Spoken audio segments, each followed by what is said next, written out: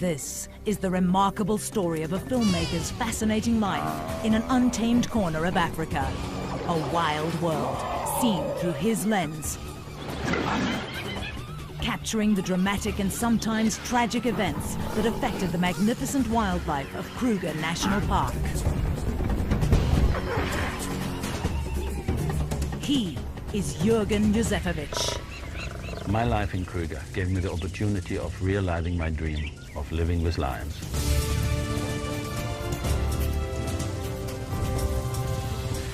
By 1998, Jürgen had produced 9 films about the wildlife of Kruger. Now, after several years, Jürgen and his wife Terina return for the first time to their old family home to retrace their footsteps and relive some of the most memorable experiences of their lives.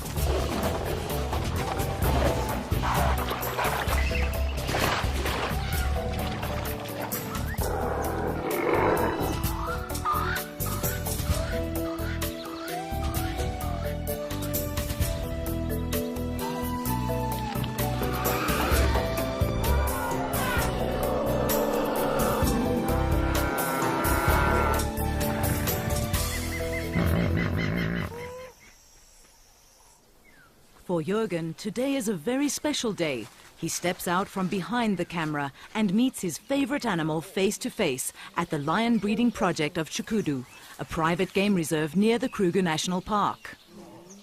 This is great. I can get so close to the lions and touch them, even play with them. I would never do that with the wild lions of Kruger. If I tried, they would kill me. Jürgen feels that these great cats personify the wilderness and its freedom. A shrinking wilderness now preserved only in unique, untamed parks such as Kruger. As soon as Jürgen and Terina step through the gates of the Kruger National Park, they'll be in a completely different world where life is wild, untamed, and unpredictable. Established more than 100 years ago, the Kruger National Park in the northeastern corner of South Africa is the country's largest and one of Africa's oldest game reserves, covering 2 million hectares, an area larger than Wales. Johan Olofse is one of 22 section rangers needed to control such a vast area. But today, he takes time out to welcome his friends back to the world-renowned wilderness that was once their home. Good to see you again. Fantastic to see you, man. Look at this one. Again. Hey, that's Great. nice to be back. Huh? Welcome back to Kruger. I missed you. Huh? I really missed you. It's going to be great to share the bush with you again. Fantastic. You'll find everything has changed, but nothing has changed. Kruger's vast expanse includes numerous ecologically diverse areas of distinct characteristics, varying from dense riverine forest to woodland savannas. Each zone a preferred grazing or hunting ground for the thousands of animals of Kruger.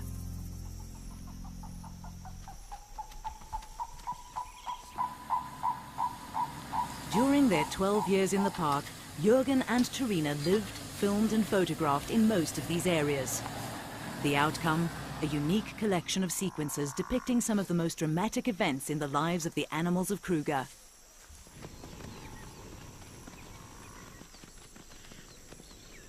Husband and wife grew to know the animals so well through their filming and photography that natural events touched their lives as much as they did the wildlife, the exhilaration of a birth or the sadness of a death, and the heart-wrenching despair of a natural disaster.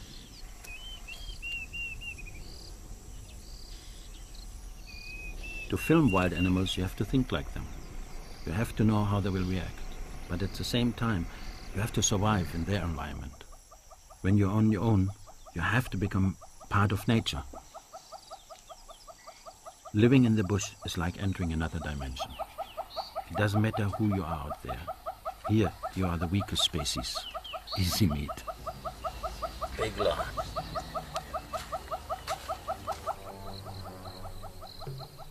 Approaching wild animals is not for the faint-hearted, and only an experienced tracker should risk a close encounter with the king of beasts.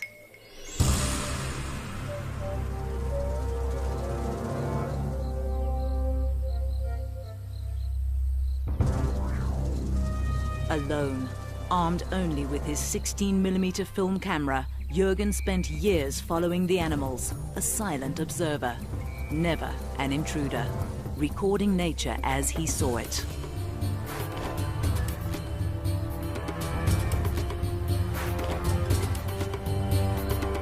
Lions became Jürgen's favorite subjects.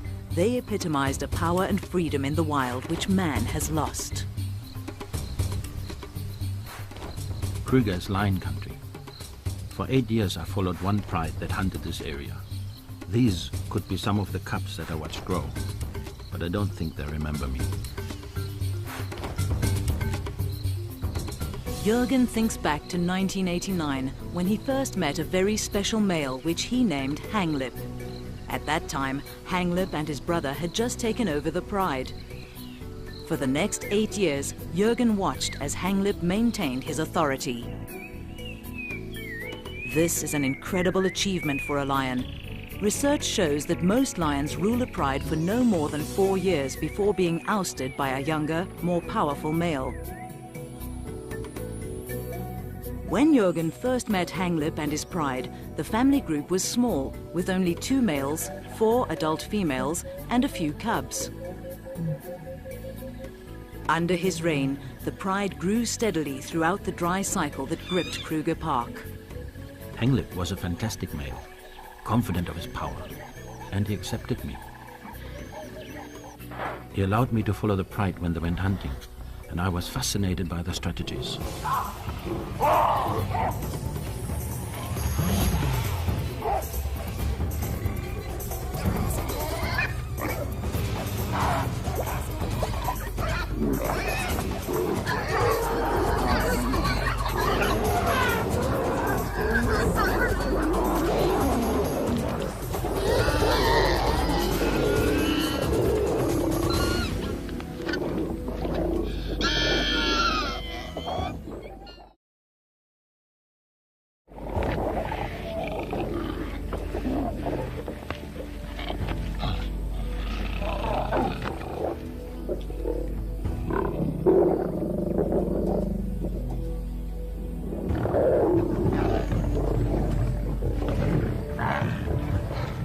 Lions set up their territories where hunting is best, but not all of Kruger offers an ideal habitat for them. In 1986, when Jürgen and Terina arrived in Kruger, they were based in the remote northern area of Pafuri. Here there were fewer lions, but the Levuvu River proved to hold other surprises, for Jürgen as a filmmaker, as well as Terina as a mother. Being the wife of a wildlife filmmaker is a completely different life. From being your own person, one becomes a person that follows another person's dream.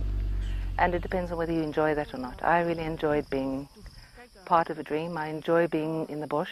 I found that when the kids came, it became a little bit more difficult. Sometimes I would take my son out filming with me. It was great. I loved having my family with me in the bush. Life was good, but these were times of change, and a frightening shadow loomed overhead. Animals is one thing. One can be scared of those. But people are different. People with AK-47s hold a totally different threat.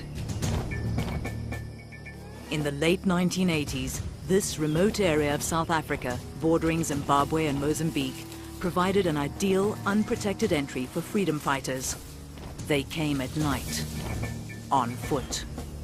The scariest part for me in the bush was when we were huddled around the fire at night and we knew they were out there. We heard gunfire, but there was nothing we could do. We were totally vulnerable. Of course there were risks living with a family in this area. But if wildlife filmmakers only worked where political situations are perfect, they would never make films. Now, 12 years later, the political situation has calmed, but life in the park continues as always. Some of the cycles are as predictable as the passing of the seasons, while others as unpredictable as a wild animal.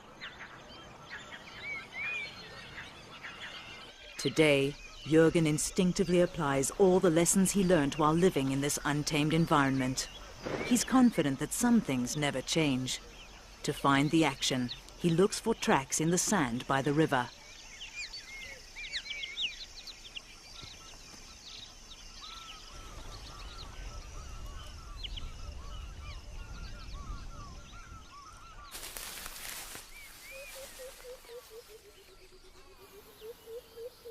In the wild, you can never let your guard down. Jürgen moves in close. 3 meters from the jaws. From experience, he judges that this would be a safe distance to film, close enough to get a good shot, but far enough not to be attacked.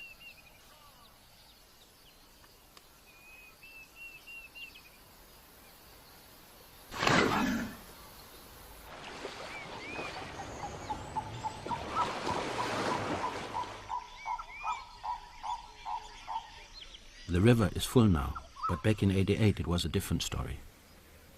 The river had stopped flowing and the animals had to come down to drink at the last remaining puddles. Here I could film some exceptional behavior.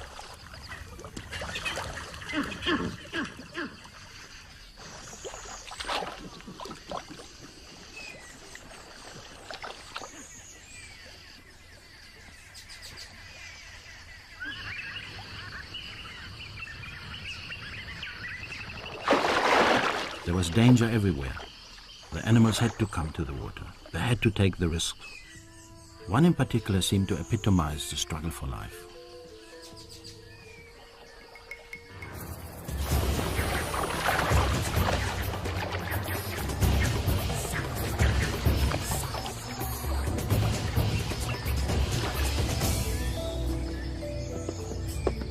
I was amazed that the little antelope had survived the attack.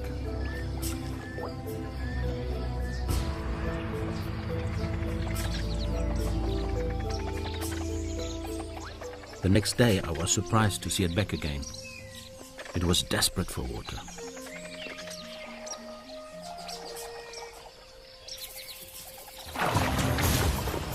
After that, I never saw it again. It was most probably taken by lions. The lions seemed to know the dangers and dug deeper into drinking holes already made by elephants. But others were still forced to go down to the drying river. For some to survive, others had to die.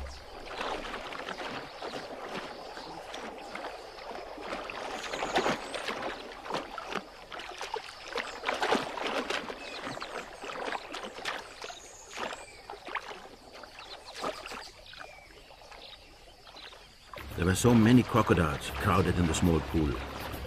The two large males got into a fight for dominance.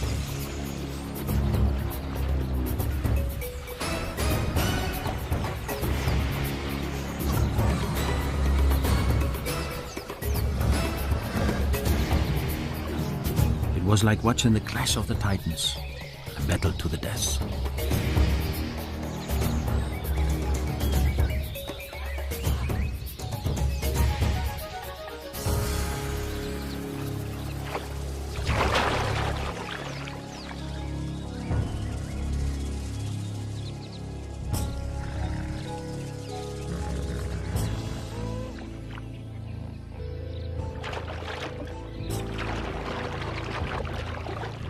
Jürgen watched in astonishment as the other crocodiles moved in without hesitation to eat the loser, proving that in nature, nothing goes to waste.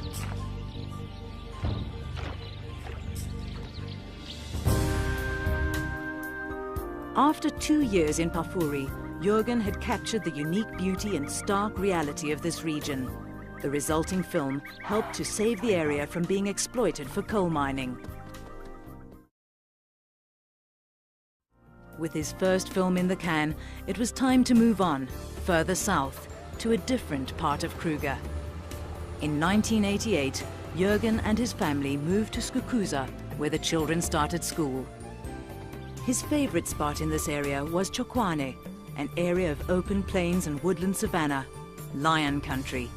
And this was where he met his favorite lion, Hanglip. This was Hanglip's hunting ground. Here I joined him and his pride in the never-ending search for prey. Jürgen started to film these lions at the time when Hanglip and his brother first took over the Chiloweni pride. Hanglip was the stronger of the two males, but together they formed a formidable partnership that kept rivals at bay.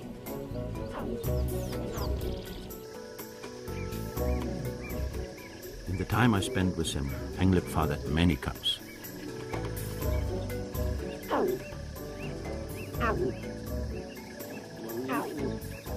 Despite the years of drought, Hanglip's cubs continued to flourish, growing healthy and strong. Lions can subsist for long periods of time without drinking by using the moisture present in their prey. And prey was plentiful.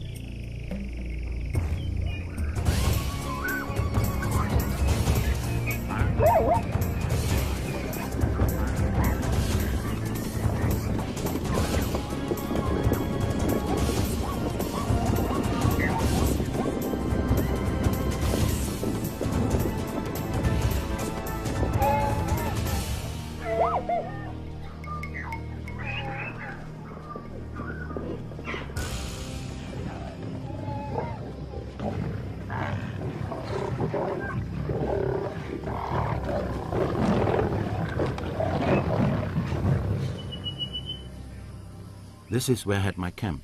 There are no lions here today. But back then, I would sometimes come home and find lions lying in the shade of my tent. Then I would wait until they moved away. They had accepted me in their territory, so I accepted them too. I was truly living with lions.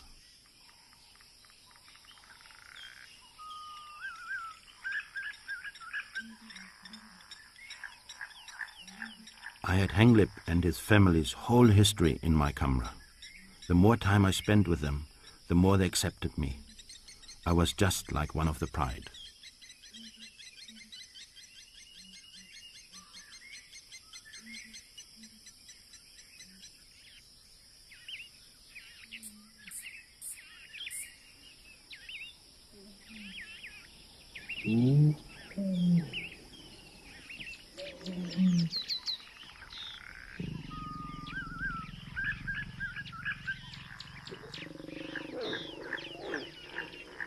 A unique opportunity presented itself when Hanglip mated with one of his females.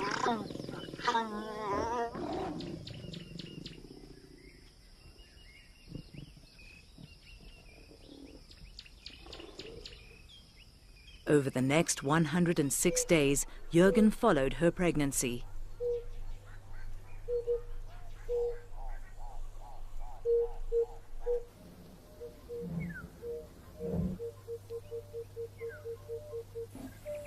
One day, she did not join the rest of the pride when they left to go hunting.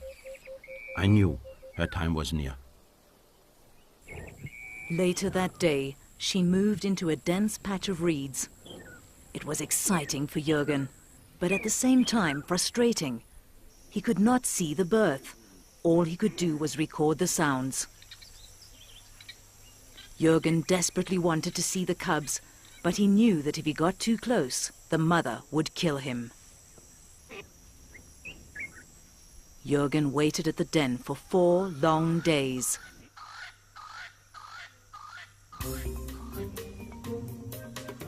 Eventually, hunger forced the lioness to leave her cubs unattended, and Jürgen saw his chance. I crawled into the den with my camera, and I said to myself, Jürgen, if she comes back now, you're dead. But I had to go in. I felt like they were a part of my own family.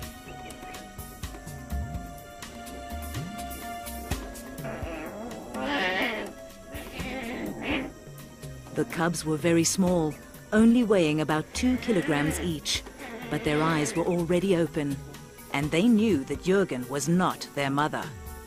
They started hissing at me, I knew if their mother heard them, I would be in big trouble. I had to get out of there fast. I got out just in time before she arrived back. I'm sure she could smell that I'd been with the cubs, but her first instinct was to check if they were okay. Whenever something special would happen with Hanglip's Pride, Jürgen would come fetch me and he'd take me there. And when the cubs were out of hiding, I saw them and they were absolutely beautiful. After about 6 weeks, the lioness joined another female with cubs slightly older than hers. Then, Jürgen could film without any danger of being attacked and spent as much time as possible recording the family's activities. The lionesses were attentive mothers, but they had to eat to survive, and every 2 or 3 days they had to hunt. During their first 2 months, the cubs were too young to follow their mothers, who would have to leave them behind, alone and unguarded, until they found someone they could trust.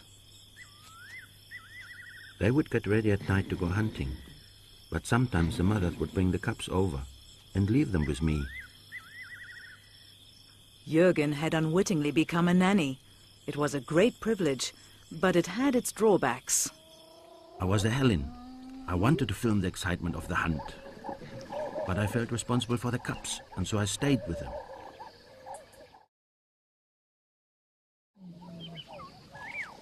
But the next morning, when the mothers returned, it was like a family reunion.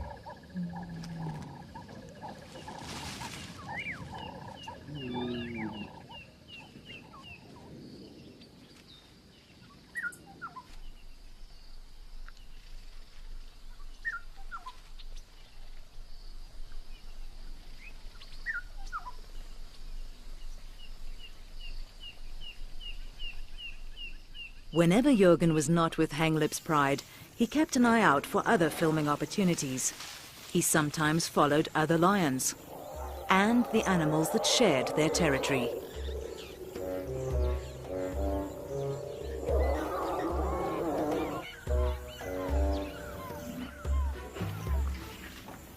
This young bull elephant was determined to let everyone know who was boss around here.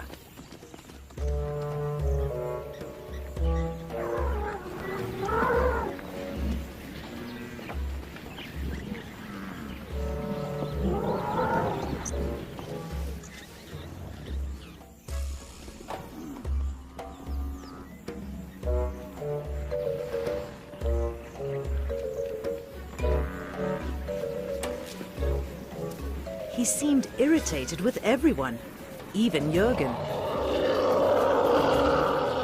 The elephant came from behind a small tree and mock charged me. He had nothing against me personally. He was just telling me to go away. I realized then that I was parked under his favorite tree. Incidents like this one, which he filmed in 1991, deepened Jürgen's understanding of the animals and their behavior. They are invaluable lessons which he has never forgotten, and ones that he must use again every time he returns to the bush. Useful skills if he is to come face to face with one of Africa's big five. I believe animals are just like us, just another tribe. To understand them, we have to learn their language.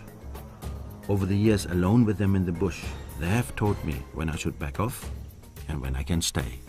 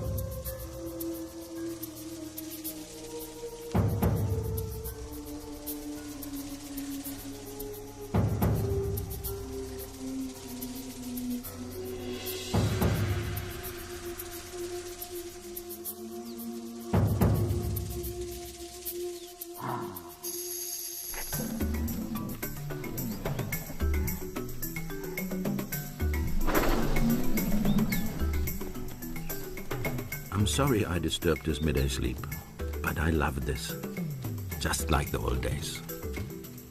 As Jürgen learned to understand the wild animals of Kruger, he became familiar with the park's annual cycles. His quest to record one of the most interesting stories took him into the Mopani Belt, a vast area of scrubland covered mainly by one kind of tree, the Mopani. This hardy tree adapts easily to the harsh conditions of the area and is central to the lives of many of the inhabitants of Kruger.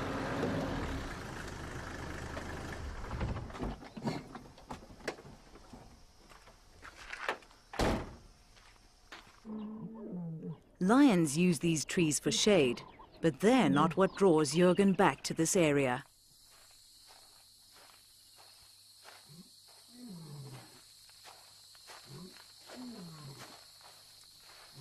Without hesitation, he homes in on exactly what he's looking for, perfectly camouflaged among the leaves, a Mopani moth, an insect whose entire life cycle is centered around this tree. Can you see how worn her wings are? That means she has finished laying her eggs. She'll die soon. It's not only the big animals that make up the wonders of Kruger. Insects are equally important here. I wanted to record their lives too. Jürgen's unique footage revealed an amazing life cycle never before seen on film. The adult moth has no feeding organs. Her entire purpose is to mate and then lay about 200 eggs. Her life lasts no longer than 3 days. Tiny caterpillars hatch between 3 and 4 weeks later. They only need to crawl a short distance to find their food source, Mopani leaves. The brightly colored caterpillar is a feeding machine, growing rapidly to a length of up to 13 centimeters. Its skin does not stretch with its expanding body. The caterpillar needs to molt 6 times before it reaches full size. By this stage, the caterpillar becomes one of the richest sources of protein for animals and birds. After 6 weeks of blissful overindulgence, the caterpillar leaves the tree and finds a soft, sandy spot in the soil near the base of the Mopani. It burrows down into the sand, where it hollows out a cell and gradually turns into a pupa. Here it will lie as it goes through its dramatic transformation. No one could tell me exactly when the moth would come out, so I had to be there every night to make sure I didn't miss it. But I wasn't alone out there.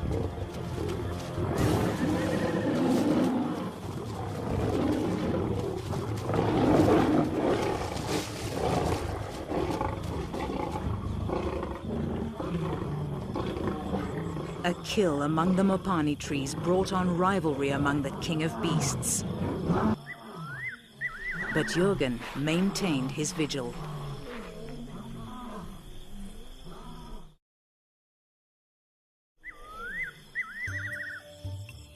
After almost 6 months, the newly formed moths emerged, and Jürgen was ready to record the event. Now that I'd seen the whole cycle, I was amazed at the ability of this one insect to transform itself. It just shows that everything in nature, no matter how small, is determined to beat the odds to survive. I find that fantastic. The life cycle of the Mopani moth was only one of the incredible events of the Kruger Park. Now, Jürgen knows that he has only scratched the surface. To film and understand the complexity and diversity of this world would take many lifetimes. He was privileged enough to share very special moments with some of Kruger's most formidable inhabitants. Retracing his old paths, he meets an old friend. This is a real privilege. Mabarule is one of the grand old men of Kruger. More than 40 years old, He is one of Kruger's 7 big tuskers.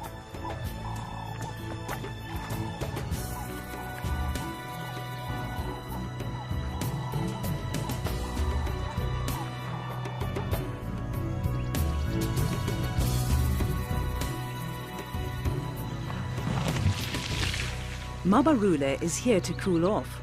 In summer, temperatures often reach a baking 40 degrees Celsius. I'm not used to this heat anymore. I need to cool off as well.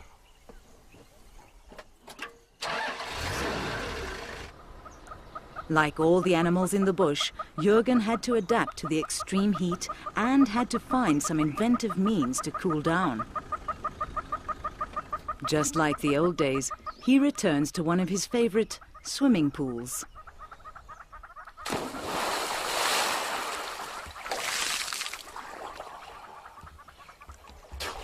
I almost landed in trouble in '92. I was taking a swim when a huge head suddenly appeared over the top of the reservoir. An elephant bull had come to drink and I couldn't get out. I hung onto the pipe in the middle for over an hour and hoped that he wouldn't find out I was there.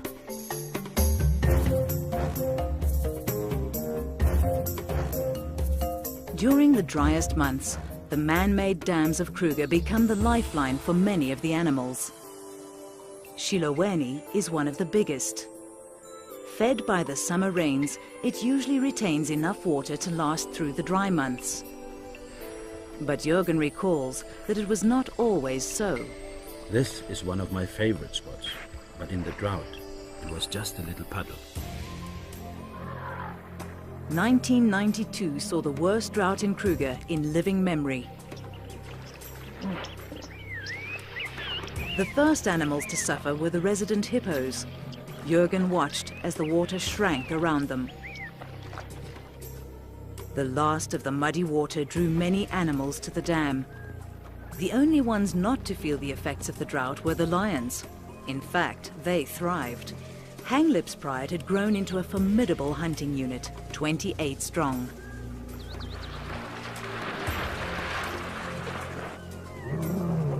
They needed to hunt every day to keep the pride well fed. During this period, they literally lived around the dam, waiting for an opportunity to strike.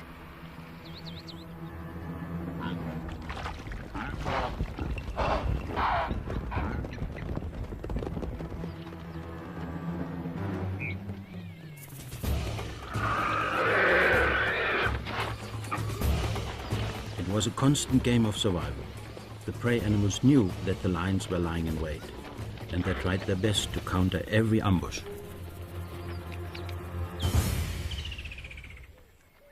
While the lions thrived in these conditions, the hippos were really suffering. There was not enough water to cover their sensitive skins.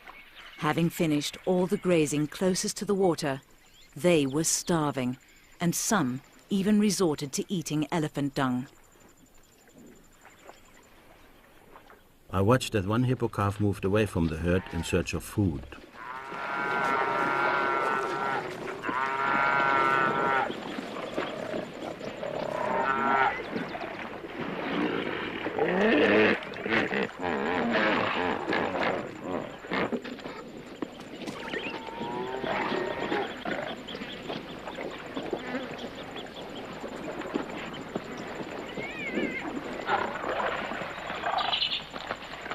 The reaction of the hippos was incredible.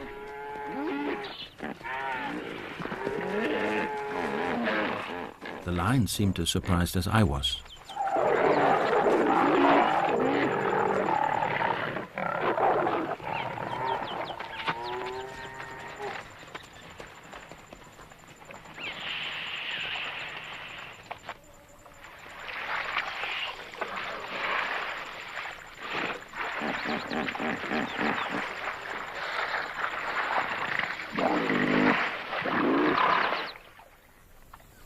Tolerance levels diminished, all fighting for the last remaining drops of water.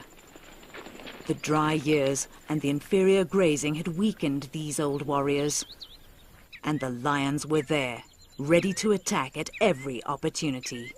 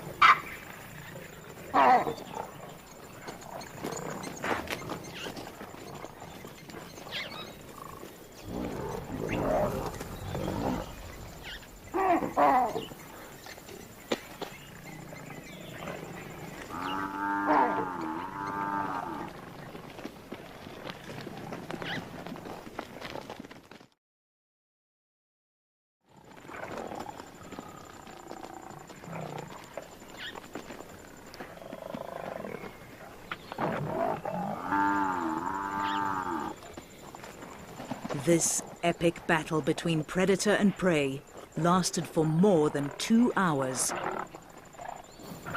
It could have gone either way until the very last moment.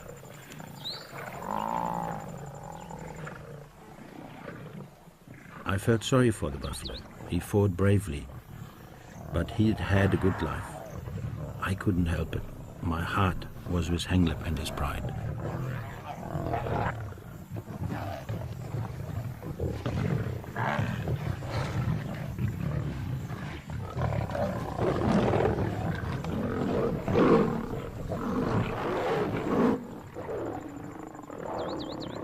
I was always amazed by Hanglip's power, but the battle with the old bull took its toll. After this, he could still hunt, but he limped for the rest of his life.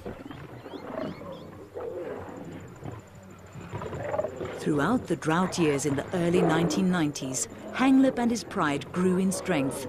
They thrived when all other animals around them suffered. But then, Jürgen remembers, came a threat that spared no one, not even the lions.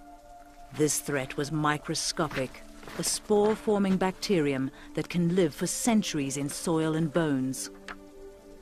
It survives in the harshest of conditions.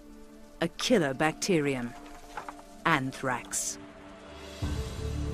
In 1991, the dry, hot winds of the drought put the habitat and the animals of Kruger under severe stress. The herds churned up dormant anthrax spores. It was a time bomb waiting to explode.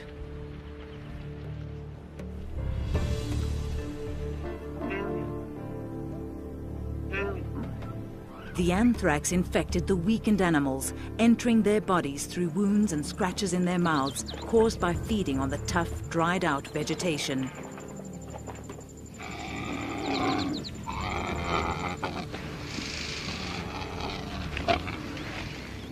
The animals were desperate. As grazing deteriorated and waterholes dried up, competition for food and water turned into physical battles. The weakest didn't stand a chance. This zebra was kicked to death by its rival, a victim in the struggle for survival. As the anthrax spread, ulcers became my guide to infected carcasses. I still remember the terrible stench of death. Park rangers and personnel could do nothing. Although there was a vaccine against anthrax, it was impossible to vaccinate all the animals in the reserve. Teams would follow the vultures to the carcasses. All they could do was to take blood samples to confirm the cause of death.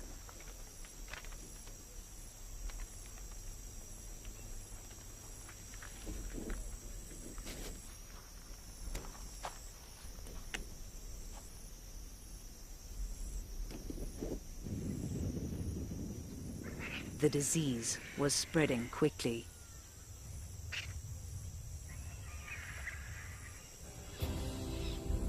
Even the largest animals in the park had no defense against the devastating power of the anthrax.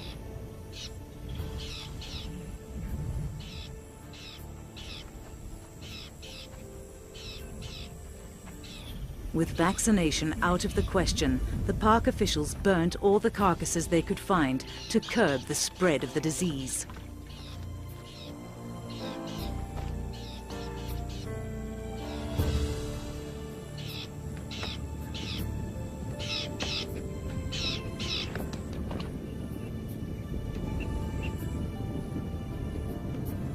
But Kruger is an enormous park with thousands of hectares of remote land. It was impossible to find all the carcasses. The scavengers could smell death miles away. No carcass was left untouched, and slowly these scavengers were infected too.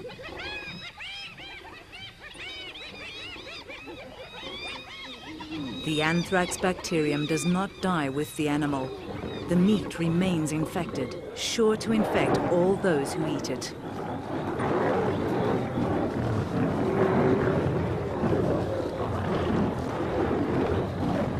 What seemed like a feast for the scavengers and predators was actually a death warrant.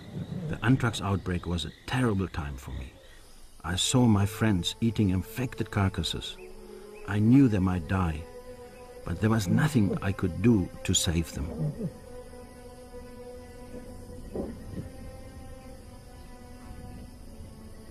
As the disease developed in the animals, the swelling of their mouths, heads and throats made it more and more difficult for them to breathe. Scratch marks in the ground bore silent witness to the animals' desperate struggle for air during the last moments of life. I had seen my lions at their peak, at the top of the food chain, but over 2 seasons everything just seemed to fall apart. Those that were found were put out of their misery by the rangers.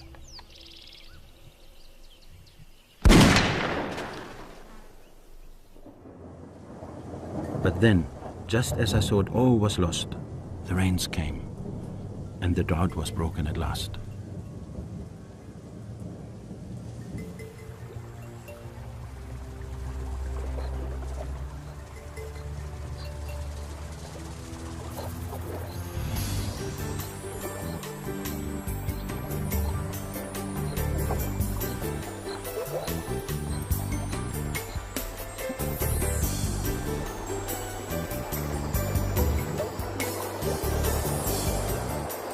Floodwaters, the only force that has the power to stop anthrax, washed the spores downstream and into the sea, where the salt water eventually destroyed the bacteria.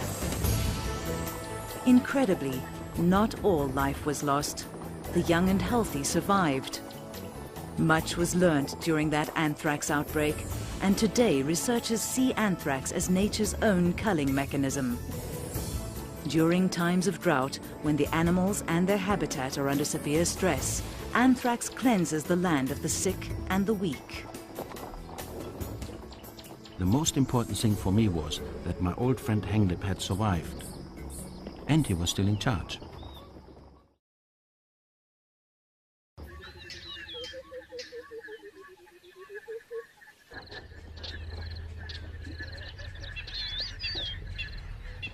After 10 years of drought, Kruger now started a time of good rains and rebirth. This time of well-being continues even today during Jürgen and Terina's visit, and the best way to see how well Kruger is doing is from the air.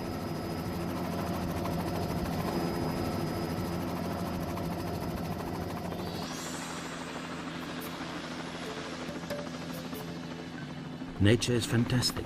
It recovers so quickly. Not a trace of the dramas that played themselves out here during the drought. The river is full now. Back then, many had stopped flowing.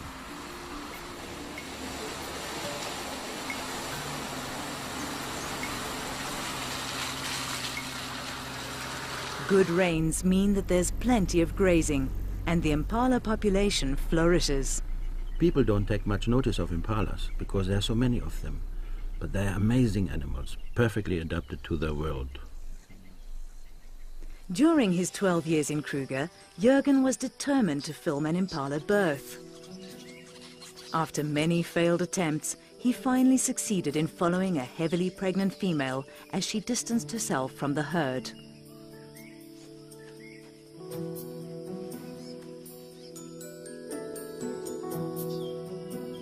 I really struggled to film this birth because impalas are very cautious and secretive.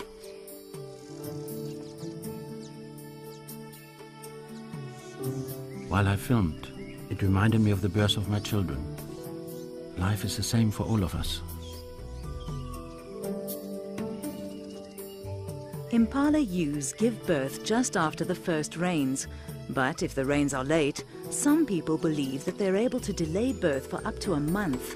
This could give their lambs a better chance of survival.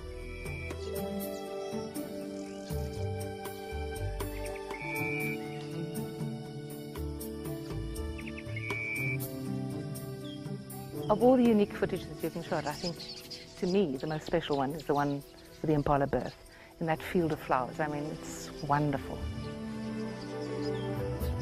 This vulnerable baby with this vast wild wilderness surrounding it and all the dangers in it. I could relate to that, having raised my own children in the same environment.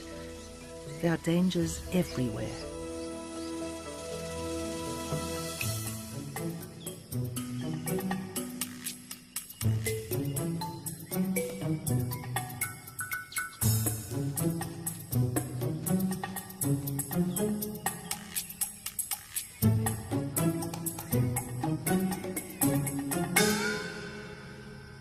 That spring was a very prolific time for most of the animals of Kruger. And Jürgen was lucky. Soon after he captured the impala birth on film, he recorded a wildebeest's first moments of life. The difference between the two births is that wildebeest cows stay within the herd, relying on the protection of the group against predators. The herd is constantly on the move, and the mother and the other adults nudge the calf to make it walk as soon as possible.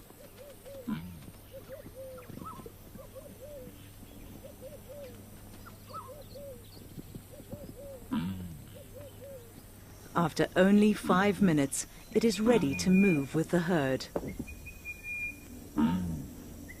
Jürgen and Terina relive fond memories, but their visit to Kruger has almost come to an end.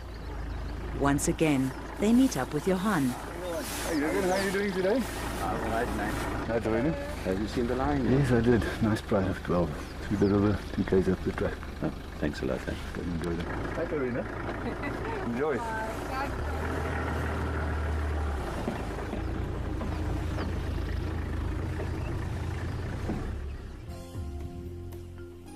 For one last time, Jürgen and Terina spend a few quiet moments with Kruger's new generation of lions.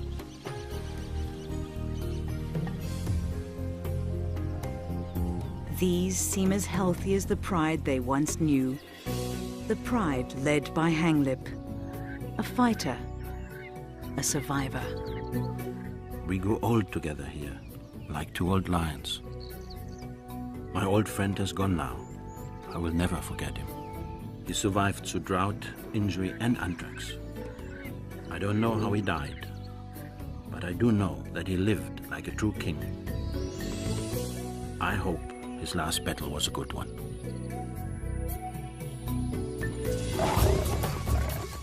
During my 12 years in this park, I saw many sides of nature.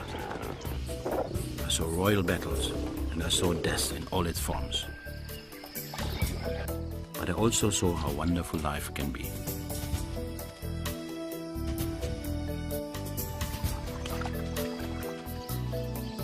For a while, the animals in Kruger allowed me into their world.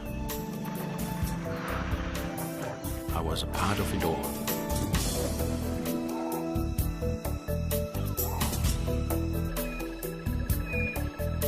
I will always be thankful for the opportunity that I had to live my dream.